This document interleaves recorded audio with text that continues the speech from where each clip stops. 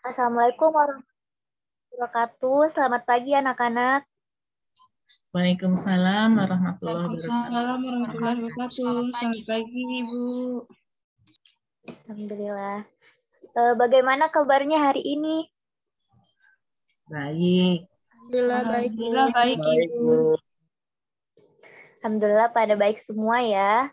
Sebelum kita memulai pelajaran, alangkah baiknya kita berdoa terlebih dahulu. Mungkin ketua kelas bisa dipimpin terlebih dahulu doanya. Iya, baik, Bu. Baik kepada teman-teman semua. Sebelum kita memulai pelajaran biologi pada pagi hari ini, alangkah baiknya kita berdoa menurut agama dan kepercayaan masing-masing. Berdoa dimulai.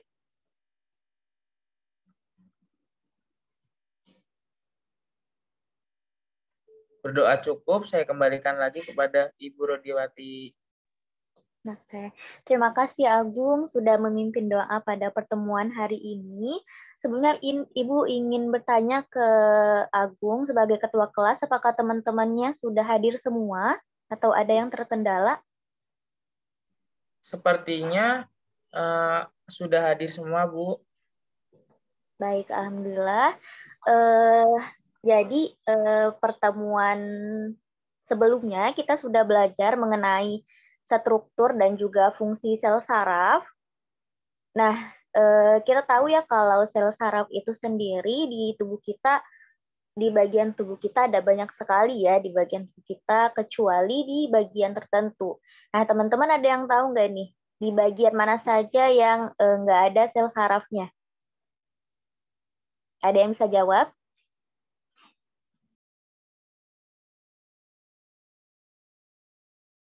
Saya, Ibu. Di Oke, silahkan. bagian rambut dan kuku ya, Bu? Iya, benar sekali. Nah, jadi yang nggak ada sel sarafnya itu di kuku dan rambut gitu ya. Makanya kalau misalnya kita potong kuku ataupun potong rambut, itu kita tidak merasakan sakit. Oke. Nah, selanjutnya kita mungkin nonton video dulu ya untuk memulai pelajaran kita pada hari ini. Mungkin Kak Olive bisa dibantu Kak buat share screen videonya. Baik, Bu.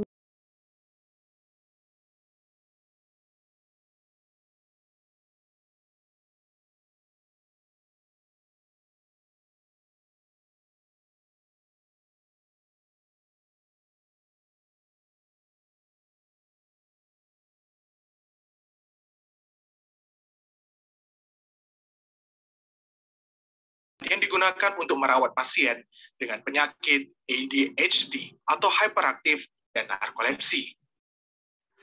Namun, sabu kadang disalahgunakan.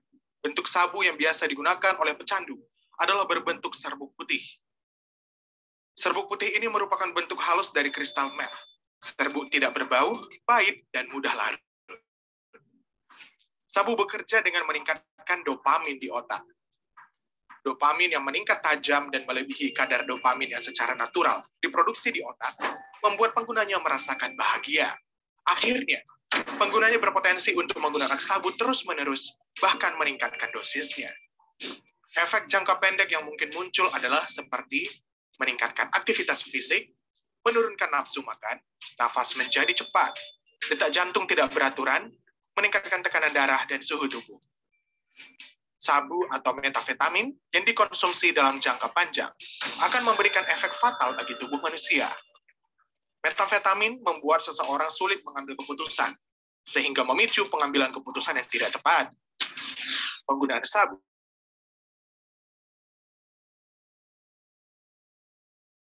juga akan mengarahkan orang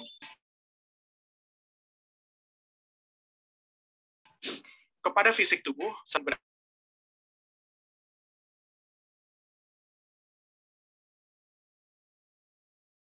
gigi rusak, gatal di seluruh tubuh. Pecandu sabu harus struktur otak. Belum ada obat khusus yang mampu menangani efek sabu.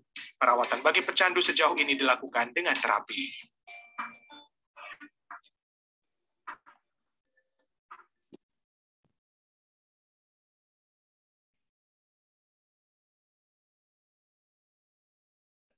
Oke, alhamdulillah kita sudah menonton video untuk mendukung pelajaran kita pada hari ini.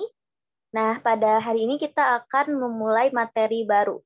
Nah, tadi kita sudah menonton bersama, mungkin teman-teman ada yang tahu nggak nih materi yang akan kita bahas pada pertemuan kali ini? Ada yang tahu? Narkoba, Bu. Ya, benar sekali, Farha.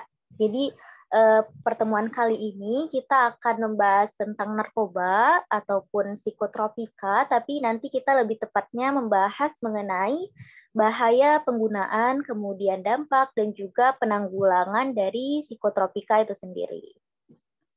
Oke. Mungkin kita masuk saja ke materinya. Mungkin Kak Olive bisa di-share screen-nya PPT-nya, Kak.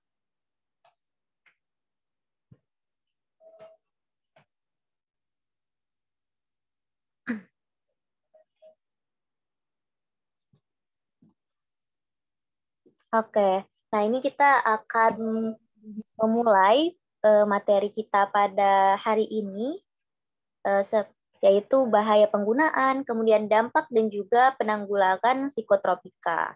Boleh di next, Kak?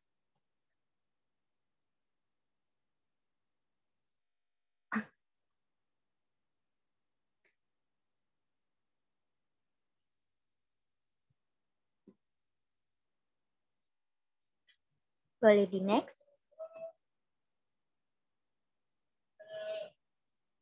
Oke, nah ini ada kompetensi dasar yang akan kita capai pada pertemuan kali ini. Yang pertama ada mengevaluasi pemahaman sebelumnya, Kak. Mengevaluasi pemahaman diri tentang bahaya penggunaan senyawa psikotropika dan juga dampaknya terhadap kesehatan diri, lingkungan, juga masyarakat. Kemudian yang kedua ada melakukan kampanye anti narkoba dalam berbagai bentuk media, informasi baik di lingkungan sekolah maupun di lingkungan masyarakat. Nah, tujuan dari indikator yang akan kita capai yaitu nanti kita akan mengevaluasi mengenai jenis psikotropika yang beredar di masyarakat, kemudian mengevaluasi bahaya penggunaan psikotropika, kemudian juga nanti akan kita coba membuat poster mengenai jenis dan bahaya narkoba. Dan yang terakhir nanti kita akan melakukan kampanye anti narkoba. Nanti teman-teman bisa membuatnya dalam bentuk video dan nanti akan diunggah di media sosial. Oke, boleh di next. Nah, ini peta konsep yang akan kita pelajari. Nanti kita akan belajar mengenai bahaya penggunaan, seperti yang saya katakan tadi, mencakup pengertian nafza dan juga jenis dari nafza, kemudian juga dampak dari psikotropika itu sendiri, baik dari gangguan jiwanya, kemudian psikologi, ekonomi, dan juga sosial. Boleh di next lagi. Nah, topik yang pertama yaitu mengenai bahaya penggunaan psikotropika. Boleh di next. Nah, ini ada gambar yang mengenai materi kita pada hari ini, topik pertama yaitu bahayanya psikotropika. Mungkin teman-teman ada yang ingin memberikan pendapat mengenai gambar ini? Saya Ibu. Ya, silakan Deva. Ya, jadi ini adalah gambar 5 orang wanita yang mengonsumsi ganja setelah 10 tahun, Bu. Nah, setelah mengonsumsi ganja, itu wajah mereka terlihat lebih pucat dan kurus gitu dari sebelumnya. Begitu, Ibu. Ya, tepat sekali Deva. Terima kasih atas pendapatnya. Untuk kita mengetahui gitu ya kenapa dia bisa menjadi kayak gini, kita lanjut aja ke slide selanjutnya. Nah, kita masuk ke pengertian dari nafza nih. Nah, jadi nafza itu dia singkatan gitu ya dari narkotika, psikotropika, dan juga zat adiktif. Nah, dari ketiga komponen ini, untuk narkotika dari teman-teman, ada yang ingin memberikan pendapat mengenai narkotika? Izin menjawab, Ibu. Ya, silakan Windy. Kalau menurut saya, narkotika adalah zat atau obat yang berasal dari tanaman atau bukan tanaman, yang di situ tuh dapat menyebabkan perubahan kesadaran, hilang rasa, dan juga dapat mengurangi sampai menghilangkan rasa nyeri, Bu. Tapi itu membuat orangnya itu ketergantungan gitu, Bu. Iya, benar sekali ya. Jadi narkotika ini dia efeknya itu lebih ke kesadaran gitu dan hilangnya rasa nyeri ataupun rasa sakit gitu di dalam tubuh kita. Kemudian efeknya juga nanti akan menimbulkan ketergantungan gitu. Jadi kalau mereka udah mengkonsumsi satu kali itu mereka akan memiliki keyakinan atau keinginan gitu, pengen mengkonsumsi lagi gitu. Nah, selanjutnya kita masuk ke psikotropika. Ada yang tahu nggak nih, psikotropika apaan? Izin menjawab, Ibu. Silakan Inaya. Iya, jadi psikotropika itu adalah zat atau obat, baik alamiah maupun sintesis, dan juga bukan narkotika, Bu, yang dapat menyebabkan perubahan terhadap aktivitas mental dan juga perilaku, Bu. Iya, benar sekali. Nah, jadi kalau narkotika tadi efeknya hilangnya kesadaran, kemudian hilangnya rasa nyeri, tapi kalau misalnya yang psikotropika itu lebih ke efek mentalnya gitu. Jadi pikirannya itu diganggu oleh zat psikotropika ini. Kemudian perilakunya juga berbeda-beda gitu ya dari efek zat ini gitu. Nah, selanjutnya ada zat adiktif nih. Ada yang tahu nggak zat adiktif itu apa? Saya mau coba jawab, Bu. Silakan Halda. Iya, Bu. Jadi kalau zat adiktif itu, setahu saya itu zat atau obat yang dapat menyebabkan ketagihan, Bu. Atau istilahnya itu adiksi. Iya, benar banget ya. Jadi zat adiktif ini dia zat gitu atau obat yang nantinya akan memberikan efek ketergantungan gitu atau adiksi. Nah, dari pengertian teman-teman tadi mengenai narkotika, psikotropika, kemudian zat adiktif, itu cakupannya mereka itu termasuk zat-zat yang jika dikonsumsi itu nanti akan mempengaruhi sistem saraf pusat. Makanya tadi ada yang bisa menghilangkan rasa nyeri gitu ya, kemudian ada yang aktivitas fisiknya itu fisik dan mentalnya itu terganggu gitu. Nah, akibatnya itu juga mereka dapat mengubah perasaan dan juga cara berpikir orang yang menggunakannya. Oke, boleh di next.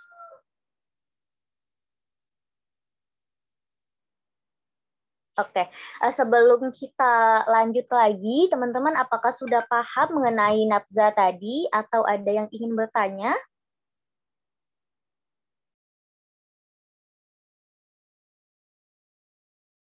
Saya izin bertanya, Ibu.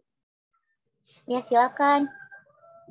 Saya ingin bertanya, apa yang membedakan antara narkotika, psikotropika, dan zat adiktif itu? Oke, tadi kita sudah mendengar gitu ya pendapat dari Windy, Inaya, dan juga Halda mengenai narkotika, kemudian psikotropika, dan juga zat adiktif. Nah, jadi yang membedakan dari ketiga ini efeknya gitu ya. Jadi kalau misalnya narkotika tadi kayak misalnya lebih ke rasa gitu ya, kayak misalnya rasa nyerinya hilang, kemudian penurunan kesadaran juga gitu. Nah, kalau misalnya yang psikotropika itu tadi tuh yang mentalnya itu akan akan berakibat gitu ya. Jadi mentalnya yang merasakan efek dari psikotropika itu. Kemudian perilakunya juga gitu. Nah, kalau zat adiktif ini dia itu sifatnya adiksi gitu. Jadi ketergantungan gitu. Jadi narkotika dan juga psikotropika itu nanti masuknya juga ke zat adiktif karena mereka sama-sama memberikan efek yang ingin mencoba lagi gitu. Jadi ketergantungan kayak gitu. Oke, ini kita masuk ke jenis-jenis nafza. Oh iya, sebelumnya tadi apakah sudah terjawab pertanyaannya? Sudah, Ibu. Oke, alhamdulillah.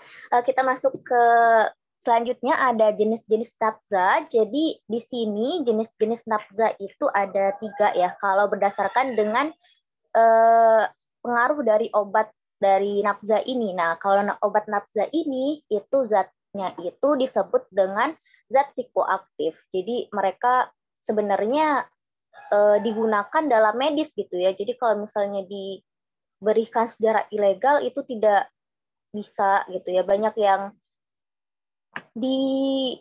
dilarang gitu karena efeknya tadi gitu. Jadi obat-obat ini hanya diberikan dengan resep dokter kayak gitu.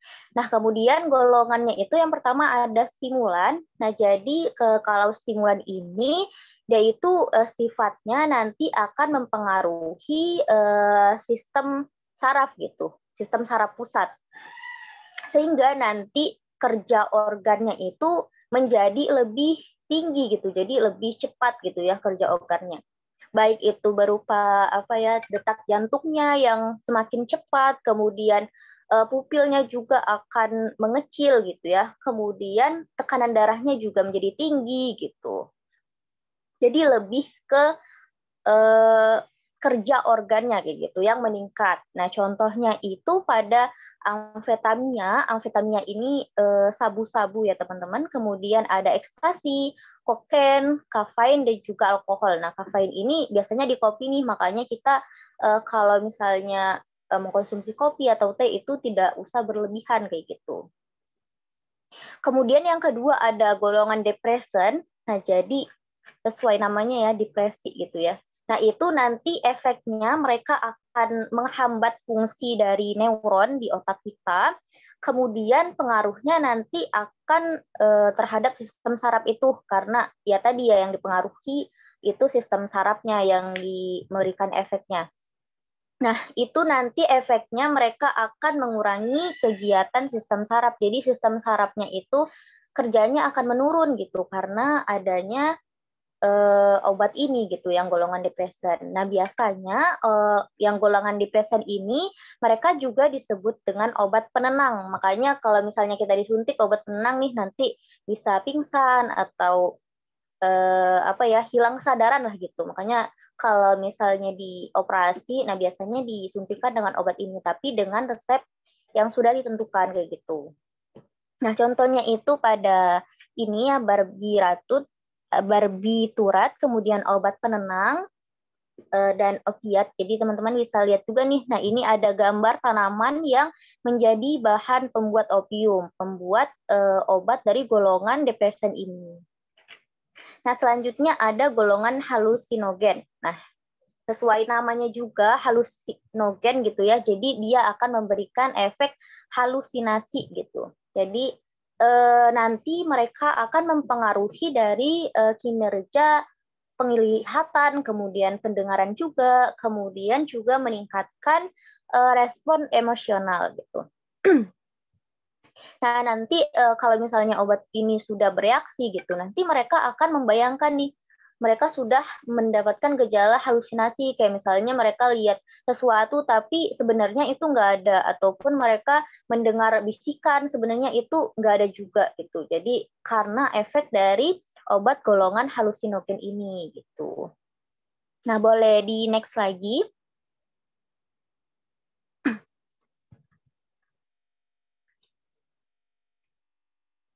Boleh di next slide. Ya, sebelumnya. Oh iya, benar. Oke, kita masuk selanjutnya ke jenis-jenis narkoba. Kalau tadi kan kita bahasnya karena sifat dari obat psikoaktif itu ya, yang termasuk ke nafza. Kemudian kita masuk nih ke jenis-jenis berdasarkan narkotika, kemudian nanti akan membahas juga tentang psikotropika. Nah, kalau jenis-jenis narkotika itu dibagi menjadi 3 golongan. Nah, kalau golongan yang pertama itu dia kinerjanya lebih tinggi ya. Jadi dia hanya bisa digunakan untuk tujuan pengembangan ilmu pengetahuan gitu. Dan tidak digunakan dalam terapi karena efeknya yang tinggi gitu dalam mengakibatkan ketergantungan. Makanya kalau misalnya golongan 1 dia itu berusaha untuk dihindari. Makanya sering nih kalau ada razia dari polisi, misalnya ada jenis-jenis ini, itu bakalan ditangkap gitu pelakunya. Boleh di next lagi. Nah, kemudian yang golongan 2, dia lebih ringan nih dari golongan yang pertama. Nah, kalau golongan yang pertama tadi kan dia hanya digunakan dalam ilmu pengetahuan gitu ya, nggak digunakan dalam terapi. Nah, kalau yang golongan 2 ini sudah dapat digunakan dalam terapi gitu. Tetapi efek ketergantungannya itu masih tinggi juga gitu. Masih sedikit samalah dengan yang golongan yang pertama. Nah, contohnya itu pada morfin gitu. Boleh di next lagi. Nah, kalau golongan ketiga berarti dia lebih rendah nih dari golongan yang pertama dan kedua. Nah, pada narkotika yang golongan 3 itu mereka sudah bisa digunakan dalam pengobatan dan juga banyak gitu digunakan dalam terapi. Jadi lebih banyak dari golongan kedua tadi. Dan tujuannya itu bisa juga dalam ilmu pengembangan, dan potensi ketergantungannya itu lebih ringan nih dari yang golongan pertama ataupun golongan yang kedua. Nah, contohnya itu pada kodein gitu. Nah, ini gambarnya ya teman-teman. Boleh di next lagi.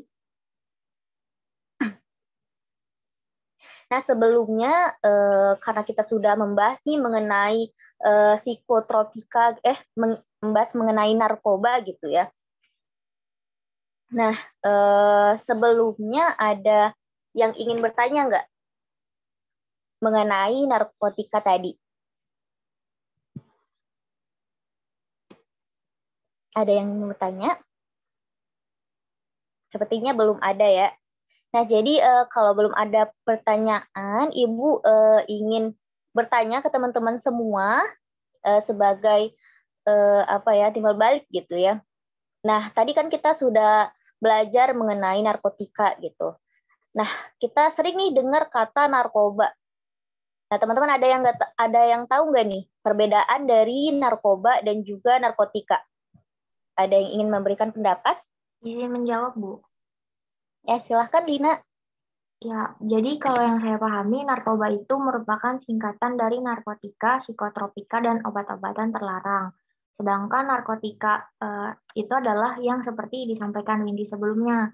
Jadi, narkotika itu zat atau obat yang berasal dari tanaman atau bukan tanaman yang menyebabkan penurunan atau perubahan kesadaran, hilangnya rasa, serta dapat mengurangi atau menghilangkan rasa nyeri dan dapat menimbulkan ketergantungan. Nah, jadi kesimpulannya narkotika itu adalah bagian dari narkoba. Iya, benar sekali Lina. Terima kasih atas pendapatnya. Nah, benar sekali ya kata Lina tadi ya teman-teman. Jadi teman-teman sudah paham nih antara beda dari narkoba dan juga narkotika ya. Oke, kita lanjut lagi ke jenis-jenis psikotropika. Nah, kalau jenis-jenis psikotropika ini dia ada 4 gitu ya. Beda dengan narkoba. Kalau narkoba tadi ada 3. Nah, kalau psikotropika itu ada 4. Nah, sama aja kayak yang narkoba tadi, kalau yang golongan pertama itu mereka hanya digunakan dalam tujuan ilmu pengetahuan gitu. Dan tidak digunakan dalam terapi karena efeknya tadi yang potensinya lebih kuat gitu untuk menimbulkan ketergantungan gitu. Contohnya itu pada ekstasi gitu. Nah, kemudian teman-teman tahu banget ya kalau ekstasi ini pasti sering didengar di berita-berita gitu ya, karena ekstasi ini dia itu di Indonesia sebarannya itu lebih banyak gitu. Jadi sering nih terdapat ekstasi, makanya juga ada variasi sendiri gitu harga-harganya. Padahal udah mahal ya, tetapi tetap saja mungkin yang kecanduan itu ingin gitu mendapatkan ekstasi ini. Nah, kemudian ada golongan yang kedua. Nah, sama kayak narkoba, kalau golongan yang kedua ini dia sudah bisa digunakan dalam terapi maupun pengobatan, kemudian juga digunakan dalam tujuan ilmu pengetahuan. Kemudian potensi untuk mendapatkan ketergantungan itu juga masih tinggi gitu. Nah, contohnya itu pada sabu-sabu. Mungkin teman-teman tahu ya sabu-sabu. Kemudian atau juga amfetamin gitu ya, termasuk ke amfetamin. Nah, yang ketiga itu khasiatnya itu bisa digunakan dalam pengobatan dan juga terapi, dan digunakan juga dalam tujuan ilmu pengetahuan, tetapi potensi ketergantungannya ini sudah mulai rendah dari yang golongan 1 dan juga 2. Contohnya itu pada penobarbatial gitu. Kemudian yang terakhir ada golongan 4. Nah, kalau golongan 4 ini dia sudah bisa digunakan dalam pengobatan yang sangat luas gitu ya. Kemudian juga digunakan dalam tujuan ilmu pengetahuan, juga potensi ketergantungannya itu sudah ringan gitu. Jadi yang paling aman gitu ya. Tapi tetap saja kalau digunakan berlebihan itu akan menimbulkan efek yang tinggi gitu. Nah, contohnya itu pada diazepam. Oke, boleh di next. Oke, sebelum kita masuk ke pembahasan selanjutnya, tadi kan sudah dijelaskan nih mengenai jenis-jenis psikotropika. Nah, ada yang tahu nggak nih perbedaan dari berbagai golongan psikotropika tadi? Saya, Bu, mau coba. Silakan, Deva. Ya, jadi dari keempat golongan tersebut itu perbedaannya ada pada penggunaannya, Bu. Misalnya pada golongan 1 itu psikotropika yang hanya digunakan untuk ilmu pengetahuan dan tidak digunakan dalam terapi karena berpotensi mengakibatkan ketergantungan yang sangat kuat, Bu. Nah, pada golongan 2 ini digunakan dalam tujuan ilmu pengetahuan juga, tetapi sudah bisa digunakan dalam pengobatan dan terapi. Akan tetapi masih memiliki potensi yang kuat dalam mengakibatkan ketergantungan. Nah, pada golongan 3 itu digunakan dalam tujuan seperti ilmu pengetahuan. Bisa juga digunakan sebagai pengobatan dan terapi, serta potensi ketergantungannya ini sudah masuk pada level yang sedang, Bu. Nah, yang terakhir pada golongan keempat ini penggunaannya dalam pengobatan dan terapi yang sangat luas. Nah, ini digunakan juga dalam tujuan ilmu pengetahuan dan potensi ketergantungannya sudah ringan, Bu. Seperti itu, Bu. Oke, terima kasih Deva. Jawabannya sudah benar sekali ya dari yang penjelasan saya jelaskan tadi. Nah, selanjutnya kita masuk ke bahasan selanjutnya, ada dampak dan juga penanggulangan psikotropika terhadap kesehatan diri, lingkungan, dan juga masyarakat. Jadi bagaimana dampaknya bagi tubuh kita ataupun sosial dan lain-lain, dan juga bagaimana penanggulangannya, kita masuk ke slide selanjutnya. Nah, ini ada gambar gitu ya mengenai penyakit kulit. Nah, kenapa hal ini bisa terjadi? Karena ya tadi ya mereka mengkonsumsi obat-obat terlarang ini gitu. Nah, efeknya nanti akan bisa menimbulkan edema gitu. Jadi kulit mereka itu akan bentol-bentol kayak gini nih, merah-merah gitu. Kemudian ada juga nih yang kayak eksim kayak gitu. Nah, kemudian ada juga yang efek mereka mengkonsumsi obat ini itu akan menimbulkan rasa gatal gitu di kulit mereka sehingga mereka menggaruk gitu ya sampai kulit mereka itu merah kayak gitu. Karena nah ini gitu dampak dari kita mengkonsumsi tadi kalau kita mengkonsumsi gitu ya. Oke, boleh di next. Nah, nanti kita akan membahas mengenai dampak penyalahgunaan psikotropika ini, baik itu dari segi ekonomi, kemudian psikologi, yang akan membahas pikiran kita, kemudian sosial, dampaknya terhadap masyarakat, lingkungan, dan juga keluarga, kemudian juga dampaknya terhadap fisik kita nih, bagaimana perubahan fisik kita karena pengonsumsian obat-obat ini. Boleh di next. Nah, yang pertama ada gangguan fisik gitu ya. Yang pertama dari fisik kita, tubuh kita bagaimana. Nah, jadi kalau kita mengkonsumsi psikotropika ini, nanti toleransi tubuh kita dalam penggunaan jangka panjang itu akan menghasilkan rasa atau akibat yang sama. Jadi, misalnya kita mengkonsumsi obat untuk menghilangkan rasa nyeri gitu ya. Nah, pas itu rasa nyerinya hilang, tapi kemudian dalam jangka panjang karena sering dikonsumsi, rasa sakitnya itu malah lebih parah gitu. Kemudian gejala penggantian pemakaian obat ini adalah rasa sakit di sekujur tubuh seperti flu berat. Jadi karena kita udah ketergantungan gitu ya, kalau kita mau berhenti itu susah sekali gitu, karena yaitu dampaknya nanti tubuh kita tambah sakit lagi gitu. Yang awalnya itu untuk menghilangkan rasa sakit, tetapi malah memberikan rasa sakit yang lebih tinggi. Kemudian juga akan mempercepat dan juga memperlambat denyut nadi, jantung, dan juga paru-paru yang dapat mengakibatkan kematian. Jadi misalnya jantung kita udah terlalu denyutannya terlalu tinggi gitu ya, ya pasti nanti akan mempengaruhi bagian tubuh yang lain gitu. Sehingga nantinya bisa aja menyebabkan kematian. Kemudian saluran nafas kita akan terjadi radang paru-paru dan juga pembengkakan gitu. Kemudian pada jantung itu akan terjadi peradangan otot jantung, kemudian penyempitan pembuluh darah jantung, dan pada hati itu nanti akan terjadi hepatitis B dan C yang menular melalui jarum suntik atau hubungan seksual. Nah, ini nih bisa terjadi karena yaitu kan biasanya kalau orang mengonsumsi narkoba ada juga ya yang mengonsumsi lewat jarum suntik.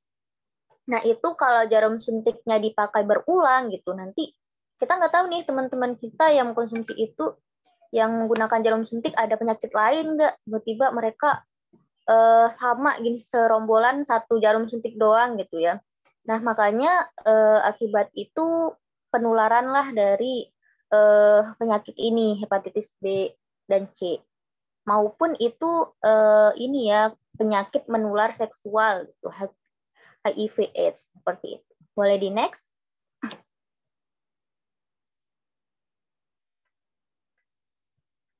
Nah, selanjutnya kita masuk ke psikologi. Nah, bagaimana sih dampak obat-obat ini terhadap psikologi kita? Nah, yang pertama otak kita dan susunan saraf pusat itu akan berakibat fatal pada gangguan daya ingat, gangguan pengerhatian, dan juga konsentrasi. Jadi, mereka yang mengkonsumsi ini nanti daya ingatnya itu akan berkurang, atau bisa saja nanti mereka akan menimbulkan amnesia gitu, jadi lupa gitu. Kemudian juga gangguan perhatian atau konsentrasi, jadi mereka susah nih untuk mengambil tindakan gitu, mana yang benar, mana yang salah gitu. Mereka sudah susah berpikirnya. Kemudian gangguan bertindak rasional, kemudian juga gangguan persepsi gitu ya, sehingga nanti akan menimbulkan halusinasi gangguan pada diri mereka. Jadi kayak tadi tuh, misalnya mereka berhalusinasi, kayak mereka lihat sesuatu tapi nggak ada sebenarnya kayak gitu. Nah, kemudian juga gangguan pengendalian diri sehingga sulit membedakan baik dan buruk. Kemudian kemampuan berpikir rasional menurun drastis dan juga ketergantungan psikologis. Yang paling parah ini ya teman-teman, gangguan mental dan juga emosional. Jadi bisa saja nanti mereka bisa dimasukkan ke rumah sakit jiwa gitu, karena gangguan mental mereka ini sudah parah sekali gitu. Boleh di next? Nah, selanjutnya ada ekonomi. Nah, jadi kalau ekonomi berarti berkaitan dengan keuangan gitu ya. Nah, dalam menggunakan narkoba itu kan mereka butuh dana ya buat beli bahannya gitu. Nah, maka dari itu mereka akan membutuhkan uang nih yang sangat besar, apalagi biasanya kalau narkoba ini biasanya obat harganya itu lumayan tinggi gitu ya. Nah, awalnya mereka cuma beli sekali, tapi karena ketergantungan gitu ya, makanya beli berkali-kali nih sampai uang mereka habis gitu. Nah, kemudian kalau negara dan masyarakat itu dapat dirugikan juga nih dalam berbagai aspek seperti keamanan, biaya kesehatan, dan juga kesempatan pendidikan. Nah, kalau keamanan biasanya kalau orang yang mengkonsumsi psikotropika ini pasti kan punya efek gitu ya. Kayak mereka jadi mabuk atau linglung gitu ya, jadi akan melakukan tindak kejahatan lagi gitu. Kemudian juga biaya kesehatan. Nah, nanti kan kalau mereka sudah ada efek nih kayak badan mereka sakit atau gimana gitu, nah pasti ke rumah sakit gitu ya. Jadi akan membutuhkan biaya lagi gitu. Nah, selanjutnya efek yang terakhir ada dampak yang terakhir itu ada sosial gitu. Nah, dalam lingkungan keluarga, sekolah, dan juga masyarakat. Nah, kalau keluarga, itu pastinya mereka karena tadi ya gangguan psikologi mereka terganggu, nanti kalau di rumah mereka pasti suntuk nih, kayak sering bertengkar dengan keluarga, kemudian juga orang tua kita yang melihat anaknya kayak gitu pasti nanti akan resah dengan perilaku anaknya gitu. Kemudian mereka juga tidak punya semangat sekolah pastinya ya, pasti nanti akan putus sekolah gitu. Kemudian orang tua juga nanti akan putus asa dan juga pasti melakukan rehabilitasi gitu buat anaknya. Dan itu nanti akan membutuhkan uang lah pasti lah ya teman-teman gitu. Nah, kemudian kalau lingkungan sekolah itu ya pasti mereka nanti akan putus sekolah, kemudian di sekolahnya nanti akan nakal gitu ya, akan tidak disiplin gitu, kemudian motivasi belajarnya itu menurun. Tetapi ini ya tidak semua orang yang punya kayak gitu itu mengkonsumsi narkoba gitu. Tapi sebagian besar kayak gitu. Nah, kemudian kalau lingkungan masyarakat itu nanti akan terciptanya pasar gelap gitu antara pengedar dan juga bandar. Makanya kalau misalnya ada yang tahu nih ada yang menyebarkan narkoba ini pasti nanti akan dilaporkan ke polisi karena takut gitu ya akan meresahkan masyarakat. Boleh di next lagi? Nah, selanjutnya kita masuk ke penanggulangan. Jadi bagaimana penanggulangan dari orang-orang yang menyalahgunakan narkoba ini ya gitu. Nah, yang pertama ada preventif atau pencegahan. Jadi pencegahannya ini bisa berupa edukasi ya atau penyuluhan, pembinaan gitu. Jadi diberikan materi gitu mengenai bahaya dari narkotika ini. Jadi tujuannya biar orang-orang tidak berniat untuk mencoba gitu. Karena kalau sudah mencoba kan nanti mereka akan ketergantungan gitu. Kayak gitu. Nah, untuk yang kedua ada kuratif atau pengobatan.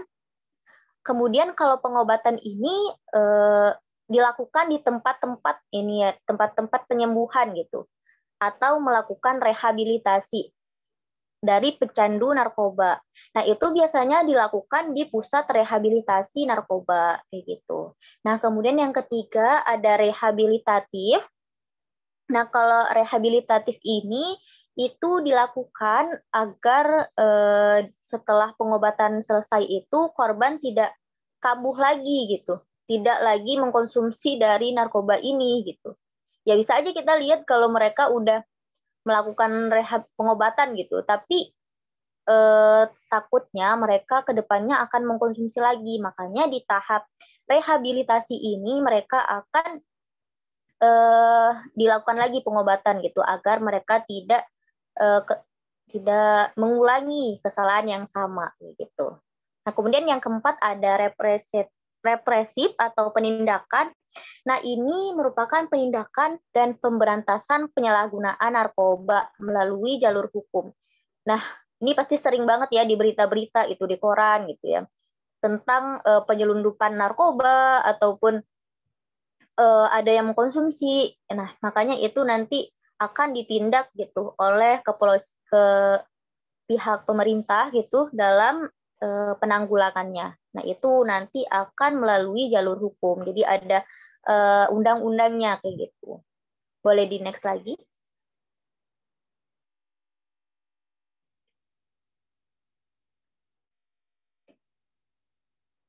Boleh di next? Nah, alhamdulillah materi kita pada hari ini sudah selesai. Sebelumnya dari anak-anak ada Kak yang ingin bertanya?